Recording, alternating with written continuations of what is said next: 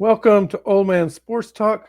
I'm your host, Old Man Nate, and today we're going to talk about the 2023 college football preview of the Big 12 Conference.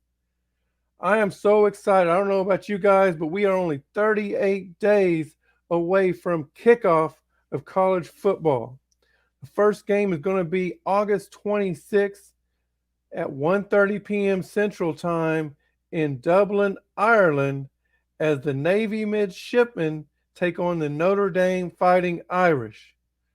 I don't know if that'll be a good game or not, but just to have football back on will be super exciting, and I cannot wait. There'll be some other games on that day. I know USC plays that night. Some other non-Power 5 games will be on. And then the Thursday of that oncoming week is really when college football really kicks off. That Thursday night, we'll have Utah and Florida. I'm really looking forward to that game. There's also going to be another game that I'll be tuned in on. I really don't remember what it was off the top of my head right now, but Utah, Florida game, I'm really looking forward to. And then there'll be some games Friday, and then of course the majority of the games will be on Saturday. A couple games on Sunday, and then it will end on Monday night between Clemson and Duke. And I think that'll be a really good game also. But yeah, we're only 38 days away from kickoff, and I cannot wait. So we're going to talk about the Big 12 Conference. And the first thing I will talk about is the addition of four new teams: Houston, UCF, Cincinnati, and BYU. And I do think this will make the Big 12 conference a little tougher. I don't know if that will happen right off the bat. We'll get to that in a minute. But if you look at the history of Houston, UCF, and Cincinnati, all three of those teams have pushed the limit on either coming close to making the playoff or actually making the playoff. About probably about 8 years ago, Houston was really, really close to being in the conversation. I don't remember exactly how high they got ranked, but they was undefeated and had won some good beat some Power Five teams, including I think that they beat my Oklahoma Sooners that year, and even a couple years before that they was really good, but uh, they lost to Memphis, I believe it was, and that just eliminate. Once you're a non-power five team, you lose, you're done. You had no chance back then. Now it may change starting next year, but if you start back then all the way up to this year, if you're a non-power five team, you lose. Your chances of playing for making a playoff are done. And UCF actually did go undefeated and beat Auburn in the Sugar Bowl, so finished the season undefeated. Did not get it. Obviously, if they played in Sugar Bowl, they didn't get invited to the playoff. I'm not saying they deserved it. You know, they didn't have, in my opinion, they didn't have beat as many Power Five teams say Houston did the few years before that, but they they were undefeated. Okay, and that does say something. Just to go undefeated, period, no matter what conference you're in. And then they beat Auburn to cap off the undefeated season. So they claimed themselves as national champions, but they actually didn't win it. And nobody in any book claims it except for unless you're from UCF and you wrote the book. Cincinnati did make the playoff a couple years ago, and they played Alabama. You know, they lost by at least two or three scores. Um, and honestly, it probably wasn't as close as the score makes it out to be. But they did play hard. They did play good. They did show that they deserved to be there. They just weren't the caliber team as Alabama. And Alabama didn't even go on to win it. They lost to Georgia in the championship game. So that just shows that Cincinnati wasn't quite there yet. BYU has not came close to playing in a BCS or playoff game.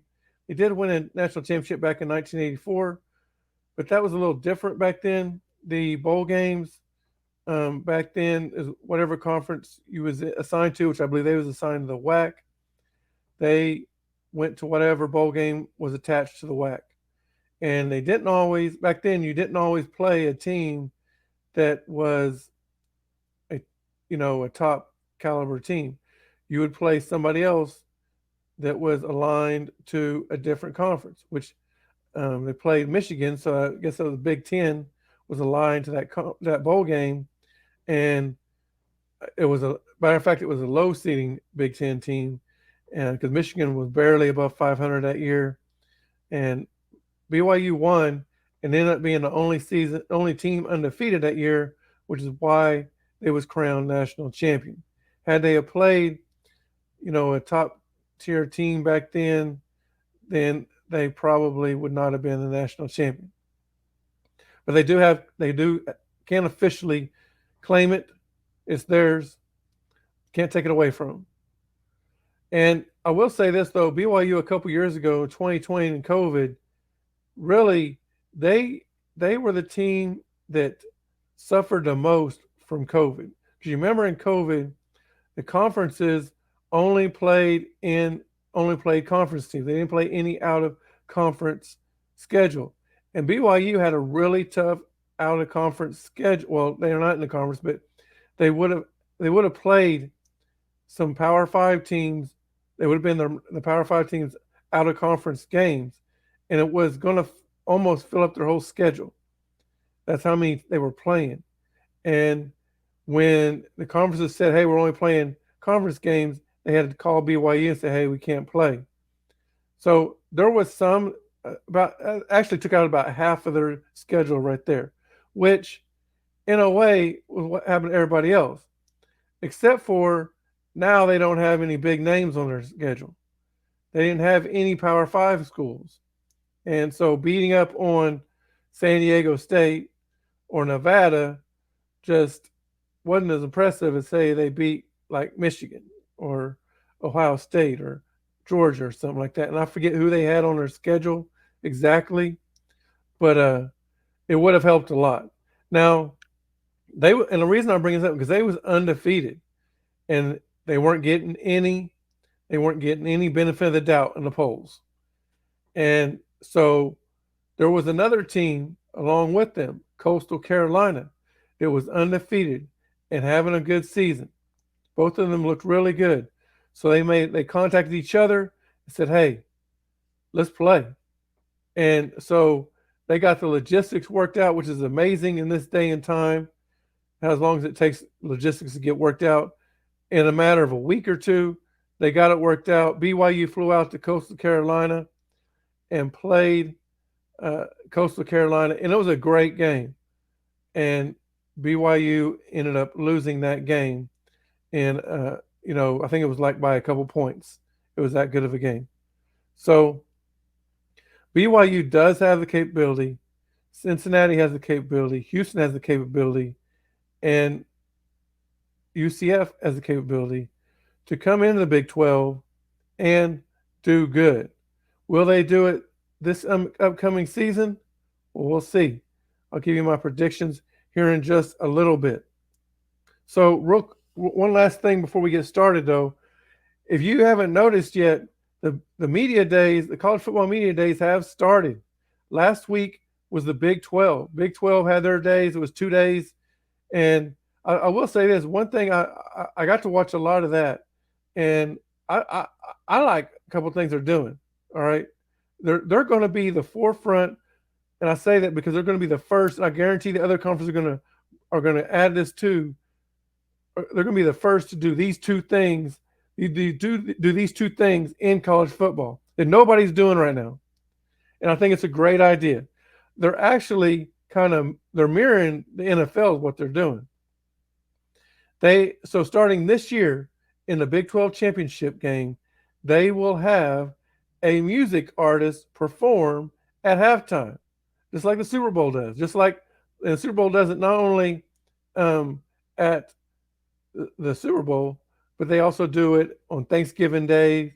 The games that are played on Thanksgiving, or at least the Detroit and Dallas games. I'm not sure if they have one at the night game or not, but I know they do at the Detroit and Dallas game. So um, I think that's a great idea. You know, be be the originator for college football. Now, is that going to help the football teams? Probably not, but it will attract bring attention to the Big 12, which is good. The second thing they're going to do is, and I like this a lot, is at the end of the season, a lot of teams, if not all teams, have a pro day for their seniors or the players that are leaving early. And the pro scouts come in and they watch these players along with the NFL Combine, but they also do it at the schools. Well, the Big 12 is going to have their own pro day down in Jerry's World starting this spring. So I like that. I think that's a great idea. And again, the other conferences are going to catch on too, and that might be able to happen as soon as this year also. But the um, the Big 12 championship entertainment, I don't know if I'll have time to get that done or not. Now we'll see. Maybe some other, the other media, maybe they'll come out and say some stuff about them doing it too. I don't know. We'll wait and see. The SEC media days are going on right now. They've been going on all week, and tomorrow is the last day for them. And then Friday will be the Pac-12. Now, I don't know how, but the Pac-12 is doing it in one day. Um, and when I looked up, they didn't have a schedule, whereas as far as what time the teams come on and where, that sort of thing. So I don't know how they're doing theirs, but they're only doing it one day. And then next week will be the ACC and the Big Ten, and those are broken up like the SEC and the Big 12 did, broken up with teams going in different days and that sort of thing. So we're just right around the corner. August 1st is when the majority of teams can start their their fall camp. There'll be a couple, the ones that play on the 26th, they'll be able to start about a week early, I believe it is. So, yeah, right around the corner. We're getting started. I'm getting fired up. I don't know if you guys are, but I am. You can tell my voice or not, but yeah, I'm ready. I am ready for some football. So, anyways, if you haven't already, please take the time to like, subscribe, and ring the bell. So that way you get notified every time Old Man Nate is online or dropping a video or going live. Okay. Also, go at this after the show, go to oldmancoffee.shop and get you some coffee. Okay, we got 47 different flavors you can choose from, either in the grounds or K cups, or you can go in there and get you an Old Man Sports Talk T-shirt or an Old Man Sports Talk tumbler.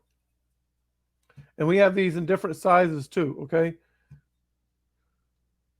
So now let's get started talking about the teams. All right. So Texas is bringing back 10 offensive players and 6 defensive players. The only player they're not bringing back is their running back. Bijan Robinson left for the NFL, but his backup went too. So I got to say, I'm a little concerned about their running game. But other than that, I mean, I know it's Texas. They bring in 5 stars and all that. I get that. But that's the only thing I'm concerned about offensively. Their defense, they lost half their defensive players. So we'll see. We'll see. They weren't great last year. So, I mean, they looked great against OU, but OU didn't have a quarterback, right? They had to run the Wildcat on them. So they even try and get up and down the field. So I actually think Texas is going to go 9-3 this year. Now I could see them go 10-2. I'm on the teeter about the Alabama game, honestly. All right, because if it wasn't for a couple of calls that went Alabama's way, Texas could have won the game with their backup quarterback. Quentin Ewers was having a heck of a day before he got thrown out of the game. I mean, not thrown out. I'm sorry, before he got knocked out of the game. And then also, they had a they should have had a touchdown. The receiver dropped the pass. It would have been a touchdown, and they ended up kicking a field goal. Okay, all that was all when Quentin Ewers was playing. After Quentin Ewers left, they the offense didn't do very good, especially in the second half. But defense did good. There's that you know, the the controversial safety call. You know, I think by rule it wasn't a safety. So, and by the way, Texas only lost by 1 point. All right, so safety wins in the game, right? But to me, the most nobody talks about this play, but the most overlooked play that cost or that gave I'm gonna say gave Alabama the win, not cost Texas the game, gave Alabama the win was when Alabama's driving to kick the game-winning field goal on third and I think it was like third and 14, and Bryce Young has to scramble and picks up like 25 or 30 yards. When he's scrolling outside the pocket on the right, there's a blatant hold. Like I know you say, well, they got a hold on every play. Yeah, but this was blatant. Like he grabbed his jersey. You can see the jersey tug and everything. It should have been called, and they didn't call it. So that otherwise it's third and 25 and third and 24 or whatever. And I'm not saying I wouldn't have picked it up, but it'd have been a lot harder to pick it up. And they would have had to go for it on fourth down anyway. But still, I think that play right there is really what gave Alabama the win. And then the time before that, in the national championship game in 2009, Alabama only won 31-27, and their quarterback Colt McCoy got knocked out in that game too. He quarterback sneak early in the game, got his neck jammed, and he was out. So, Texas has played Alabama well over the years. Now this one's in Alabama. They haven't played them there yet. They played them in Austin last year, and they played them, like I said, in the national championship game. I'm not sure where exactly off the top of where it was at, but it wasn't in Alabama. I know that for a fact. So I'm going to go ahead and say Texas is going to lose that game only because it's in Alabama, but I don't know. It can go either way. I also got them losing to Oklahoma in the regular season, and I think they'll and I've got them going 7-2 in the conference. So I think they'll lose one more conference game, and that's just because they have a tendency to lose to somebody they're not supposed to lose to, and I think that'll either be TCU or Iowa State. I believe those were the games that I had them losing one of those two. All right. Next thing we're talking about is Oklahoma. Oklahoma is returning 7 offensive players and 6 defensive players, including a quarterback, running back, 2 wide receivers, and a tight end. Now, for both Texas and Oklahoma, this is probably the most important year either one of them have had in a long time. And I know every year seems to be important. However, they got something on the line this year. Okay. This is their last year in the Big 12 and they head to the SEC. And if they have, I will say if Texas has a record like they've had over the last 13 to 15 years, 10 to 13 years, then they're in for a rude awakening when they go to SEC. And if Oklahoma has a record like they did last year, they're going to be in for a rude awakening when they go to the SEC. So these are important. This is an important year. They have to go out and they have to dominate the Big 12 conference this year for 2 reasons. One, to let them know they're leaving and give them a goodbye present. And number 2, to let the SEC know they're coming and they're coming for them. So it's important. And I honestly think that both teams are going to do that this year. I really do. And I think, everybody, like I said, I mentioned Oklahoma had a 6-7 record last year. Everybody thinks that Oklahoma's down and out. I even seen Deion Sanders saying Brent Venables was handing the keys to a Ferrari and he already crashed it and it's smoking. And I know why he said that. Brent Venables said some stuff he shouldn't have said. But a lot of people feel like Deion Sanders do. That I mean, you should in the SEC chat rooms I'm in, they all think like when they talk about OU and Texas coming next year, they all talk about how OU went 6-7 last year. They can't compete in SEC, forgetting all about the 14 conference championships that they won, including 6 in a row right before the 6-7 season. So, and then, and we're going to get into some Oklahoma Texas stuff here towards the end of the video, but they all act like Texas has been dominant for the last 15 years. So, I think both teams bounce back, and actually that 9-3 record I've got Texas to predicted to have will be the best record that they've had since going to the Big 12 championship, and that was 4 years ago. So 2018, 2018, or 5 years ago. I'm sorry, 2018, and they went 10-4. So, but I got, and I know I'm being a little homer-ish, but let me just say this. OU's schedule this year is pretty freaking easy, okay? If they don't win 10 games this year, they're going to be in trouble going to the SEC. They, I've got them going 11-1 and 8-1 in the conference, and really the only reason I'm going 8-1 is just like Texas. I got them losing to a team they shouldn't lose to, and I think they'll lose a game either at BYU or they turn around and play TCU 6 days later on Black Friday at home. So that's the stretch that I think. I think they could also lose to Texas too. Okay, so Texas could easily go 10-2, and OU go 10-2 also. All right, and then Texas would be 7 or 8-1, and OU would be 7-2 in the conference. Either one of those I could see happening. Kansas State is returning 8 offensive and 5 defenses. They've also returning a quarterback that got some playing time last year, and a wide receiver and tight end. A lot of people are high on Kansas State. But they lost half their defense. Kansas State relies on defense. Now, last year, their offense was pretty decent.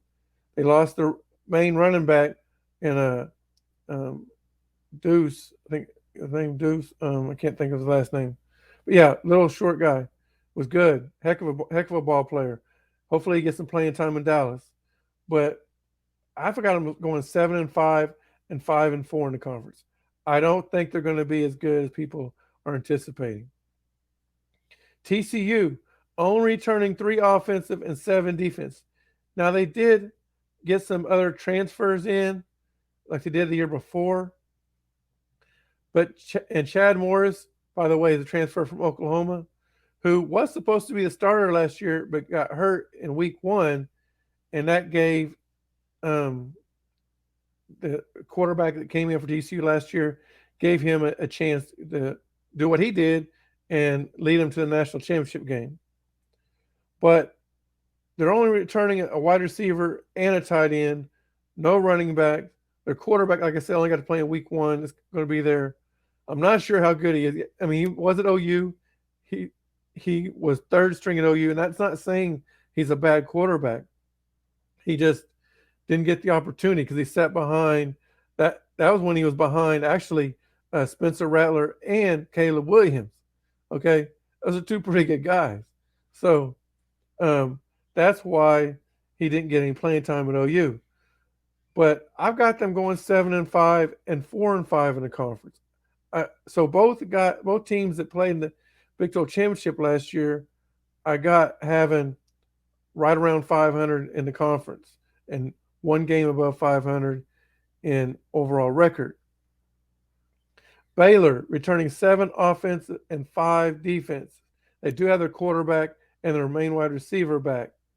But I think they have a pretty tough schedule, and I'm going to go with them 7-5 and 5-4. Texas Tech is returning everybody on offense and half their defense. So they got the returning their QB, running back, and 4 wide receivers. They don't list a tight end, but they're Texas Tech, so I can't be extremely high on them. I think they'll score a lot of points, but their defense is going to give up points. So I got them going 8-4 and 5-4 in the conference. Oklahoma State returning 7 offensive and 6 defensive players. They don't have a returning quarterback. They did have a transfer come in from Texas Tech. They have a running back and a wide receiver, but I'm not sold on their quarterback. And by the way, if you remember last year, a lot like OU, although I would give the edge to Oklahoma State, their backup quarterback was not very good. And they lost a lot of games because of that.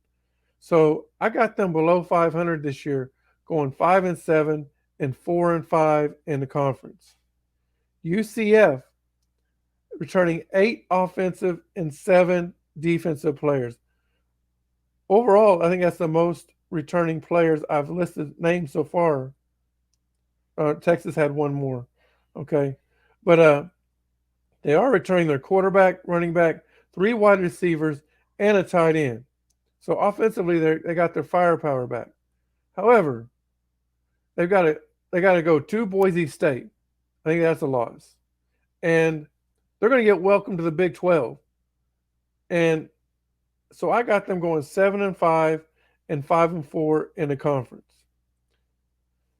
Iowa State is returning 9 offensive players and 6 defensive players, including their quarterback, running back, wide receiver, and tight end. Now, Iowa State defense is really strong. That's what they're typically known for. However, again, they're losing half their defense. And even though they have 9 out of 11 offensive players, they're returning, their quarterback has not took care of the ball very well. And this is his 3rd year in the system. So to me, this is his make or break it year. Okay. And if I'm the coach, I mean he's the highest rated quarterback they've ever had at Iowa State. I mean, he was either a 4-star or 5-star from Iowa right there. But he hasn't played like it at all. And I got to tell you, if I'm a Matt Campbell and he keeps turning the ball over, I'm turning my shoulder saying, next, come on, giving somebody else a chance, because he's going to cost them if they keep letting him play, he's going to cost them a lot of wins. So I got Iowa State going 5-7 and 3-6 in the conference, just because I don't think their offense is going to be it's not going to be good. It's not going to be very good. I don't even think they're able to run the ball like they normally do. Defense will be okay. The scheme that they run defensively is good, but they did lose some half their defense. So Kansas is returning 10 offensive players and 7 defensive players. They also did have a couple of transfers in. They got their quarterback in Jaden Daniels back, running back, 3 wide receivers, and a tight end. I think Kansas is going to prove last year was not a fluke. However, let me say this also before I say that. They were undefeated, played TCU at home in a good game. Both of them were undefeated. College game day was there. Great atmosphere. Great for Kansas to have. But after that loss started a downhill spiral. And I believe that I don't remember if Jaden Daniels was already out or if he got hurt in that game. But yeah, they end up losing 5 or 6 out of the last 7. They went 6-6 or 6-7. I believe. Yeah, they had the same record. It was 6-6. Yeah, I think they went 6-7 overall, the same as OU. But I do think they're going to be better this year than they were last year. But they're going to lose to OU and a couple other road games that I think they'll lose to. So I got them going 8-4 and 5-4 in the conference. BYU is returning 8 offensive and 7 defensive players. They don't have their quarterback in, they are back, but they do have Slovis that transferred. I believe he's from USC, and so they got him. I don't know. I don't know how good he is. I'm not giving him the benefit of the doubt though. So they got 3 wide receivers returning and their tight end. I think they'll go 6-6, make a bowl game, but only finish 4-5 in the conference. West Virginia, man, this is Neil Brown's. If he does not have a winning record, and I gotta say, he probably got to win at least 8 games this year, or he's gone. A lot of people wanted him gone last year, but when you beat Oklahoma, then you get to stay around a couple more, another year, and so he has 6 offense and 7 defensive players returning, including their quarterback. Well, their quarterback not returning. He's a transfer in from Florida, I believe it is. No, that's Cincinnati. That's Cincinnati. Yeah. No, he's from Arizona State. Okay. So, and they got the running back come back also. But I'm sorry, Neil Brown, it's going to be your last year. I got West Virginia going 4-8 and 3-6 in the conference. Houston has 5 offensive players and 7 defensive players returning. And I got to tell you something also. I don't know how well since Houston's recruiting, but if they're not recruiting really well right now, which right there in their own town, they should be able to get a whole lot of good players. Like they should be able, every year they should be able to get 10 to 15 players to come play for their college. Now I know sometimes players want to leave, at least leave the vicinity they're in, and a lot of them want to leave the state because sometimes when you're right there at your home, trouble's right around the corner. All right, the friends that you've always had that didn't get to go away to college that are up to no good, they're still there knocking on your door, saying, "Hey, come hang out with me," and so, or stay out late with me. Let's go party instead of doing the homework, or just instead of you're up all night and then got to be up for practice next morning and you're sluggish and affecting your practice, and then that's going to affect your game time. So, but I'm just saying, Houston should be able to recruit right there in their own backyard. And if they're not getting it done right now, then Dana Holgorsen got to be on the hot seat. He has got to be on the hot seat.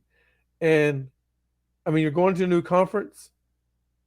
And if you go in there and have the season that I think they're going to have, I think Houston looks for a new coach next year. So I got Houston going 4-8 and 2-7 in the conference. And then last but not least, Cincinnati is only returning 3 offensive players and 6 defensive players. Now they are not returning; they are getting a transfer from Arizona State. Emmers, I believe, is his name, quarterback.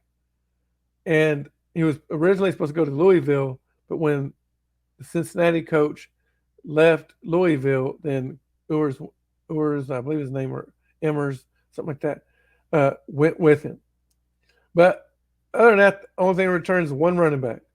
So I don't think they're going to be very good. I think them, Houston, and UCF are going to get welcomed into the Big 12 like they never have been welcomed before.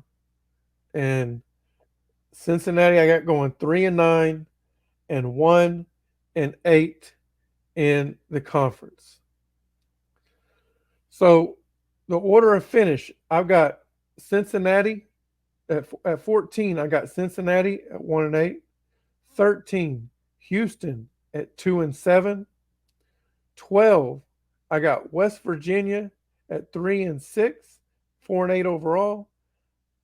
11, I got Iowa State. They're also 3-6, but they're 5-7 overall. BYU, I got at 10. They're 4-5, but I got them losing to TCU and OSU, who they're going to be tied with, which is why I got them at 10th. Oklahoma State, I got at 9th. They're also at 4-5, and then 8 is TCU, also at 4-5 in the conference. At 7, I got Baylor. They're at 5-4. UCF 5-4. At 6, Kansas State 5 at 5-4, and Texas Tech 4 at 5-4, and Kansas State 3 at 5-4. So 3, 4, 5, and 6 and 7, I got them all finishing at 5-4. At least 2 teams left to play for the Big 12 championship, and that's how it's going to. Whoever finishes 1 and 2 in the conference will play for the Big 12 championship. There's no divisions. I don't know if they'll go back to divisions after OU and Texas leave or not. But that's Texas and OU I got playing in the conference championship. Now, before I get to the conference championship, I want to just point something out to you real quick. Kansas, Texas Tech, Kansas State, UCF, Baylor, TCU, Oklahoma State, and BYU. So 3 through 10 all finishing within 1 game of each other and with at least 4 conference losses. And then you got Iowa State and West Virginia, just add another 2 with just 2 games after that. Just 2 games after 5-4. So what I'm trying to say is once Texas and Oklahoma leave, the Big 12 conference is going to be a pretty even conference within itself. All right, those remaining 12 teams will be very competitive with each other. Do I think that they'll be competitive enough to compete for a national championship? No, I don't. And we'll have another show on that. But I know you said, well, TCU made it last year. Yeah, look what happened to them. All right, in the national championship. They beat Michigan, and they won the game fair and square, but they had to have, and they only won by a touchdown. They had to have 2 defensive touchdowns and a touchdown that was overturned by Michigan. And then the very next play, Michigan fumbles the ball on the goal line, and TCU gets it. So that's 21 points right there, right? So I'm not saying Michigan was the should have won. Technically, Michigan should have won. Michigan probably was the better team, but they didn't do what they had to do to win the game. TCU won the game justifiably. All right. So, but in the national championship game, they got ran out of Dodge, and so I just wanted to say I think that the Big 12 will be a very evenly fought conference, maybe from top to bottom. And a lot of times it has been the most even conference over the last decade, really, from top to bottom. All right. Outside of OU, when they won 6 conference championships in a row, there really wasn't. I mean, the rest of them were about even. All right. And even they gave OU 5. I mean, they fought them hard. So, anyway, so like I said, we got Texas and Oklahoma playing in the conference championship. Who do I got winning? Well, I'm gonna put it this way. All right. This is really why I'm picking Oklahoma to win. It's history. Okay. I know everybody's saying Oklahoma, it was 6-7 last year. They're still rebuilding. First of all, let me remind everyone, okay? They went 6-7 last year.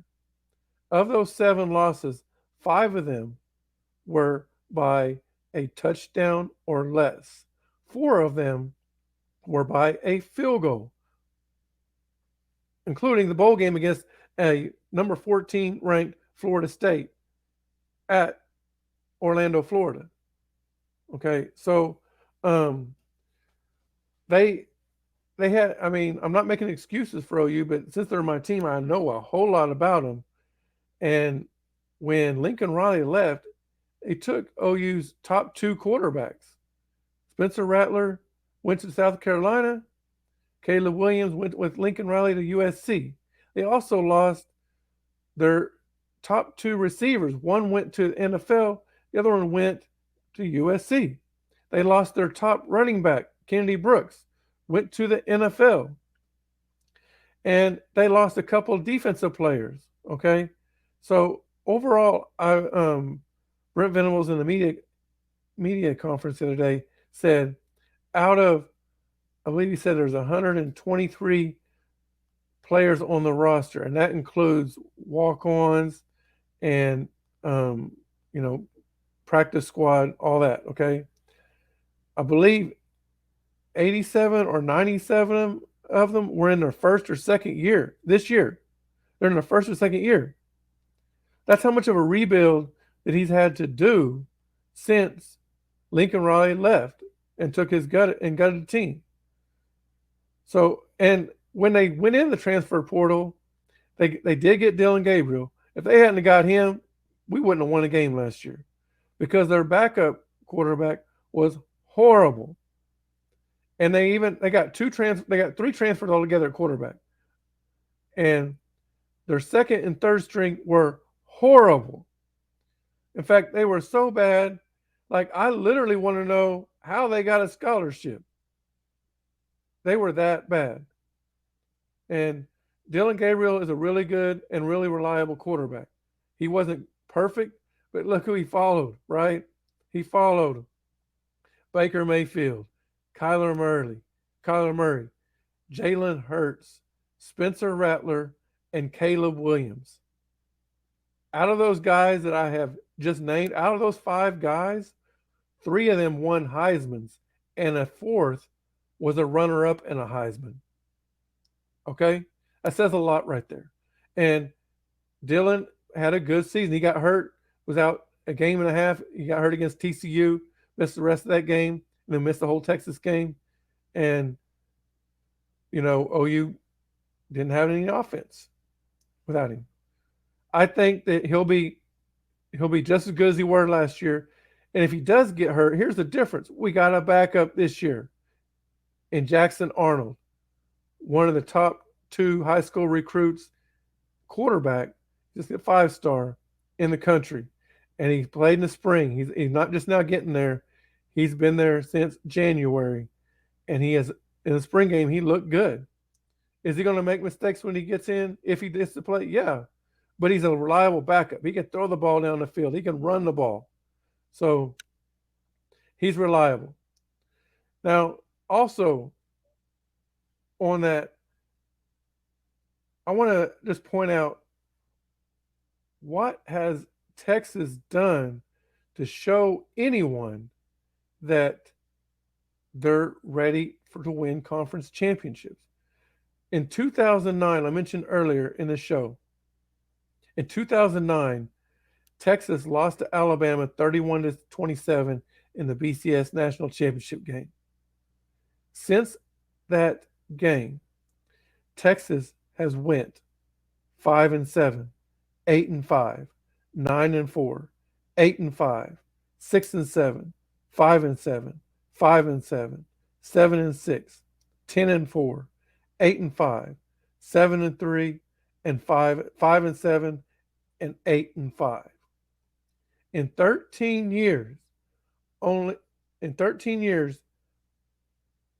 only one time did they win 10 games or more. Actually, they won 10 games. But they had 5 losing seasons. People want to talk about how Brent Venables did last year. By the way, Steve Sarkisian's first year at Texas, he was worse than Brent Venables. He went 5-7. Brent won one more game than him. He went 6-7 and made a bowl game. Steve didn't even make a bowl game. And then in his second year, he went 8-5 last year. So this will be Brent's second year. Do I think he'll finish 8-5? Like I said earlier, if we don't win 10 games this year, we're in big trouble going to the SEC. And I know we're recruiting really good, but that means there's something else we're not doing right. Now let's take a reverse look at what Oklahoma did in that same time frame from 2010 till now. 12-2, 10-3, 10-3, 11-2, 8-5, 11-2, 11-2, 12-2, 12-2, 12-2, 9-2, 11-2, and 6-7. In 13 years, 10 times they won 10 games, including 6 conference championships in a row. Only one losing season. Again, that was last year.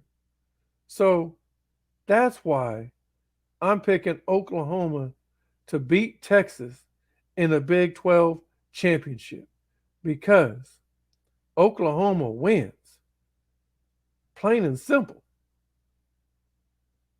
Thank you guys for tuning in and checking out Old Man Sports Talk. If you haven't already, please like and subscribe. That way you get notified when Old Man Nate comes back on and talks some more college football or goes live. By the way, the next video we will drop will be in 2 weeks on the Pac-12 conference. And in the football season, we will be doing live shows every Wednesday. So be ready for that. At this time, take your time and go to oldmancoffee.shop and get you some Old Man coffee, where we have 47 different flavors.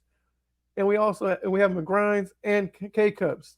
Get you an Old Man Sports Talk tumbler to drink that coffee in, or as I like to drink, beer. And get you an Old Man Sports Talk t-shirt. All right. I appreciate you guys for all your support, for liking and subscribing. Leave some comments. Tell me what you think about this show. Tell me who you think is going to win the Big 12 Conference Championship this year. Thanks for tuning in, and we'll see you next time.